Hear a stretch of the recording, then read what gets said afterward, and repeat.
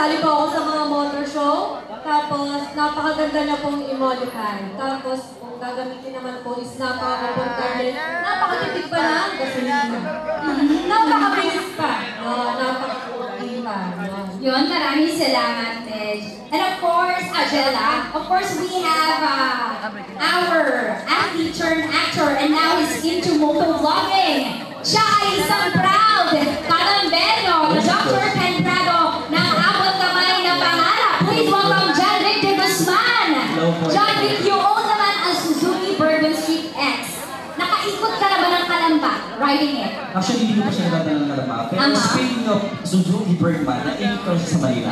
Wow. And kung alam naman natin sa Manila, napaka-traffic, napaka-gulo ng talagang mga sasakyan. And I'm really happy na nagkaroon ako ng Birdman dahil napaka-convenient niyang gamitin, easy to use, especially sa traffic. Kasi pag nag-i-stop ka, mag-i-stop din yung engine.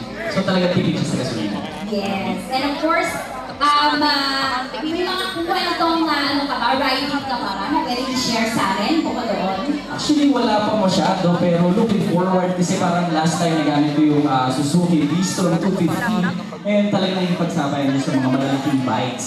And ayun, wala pa naman ako masyadong story, but in the future, hopefully magka-story. Totoo yan. And of course, salamat sa makikipagkwentuhan sa amin. At this point, makikibanding naman ang ating audience sa inyo.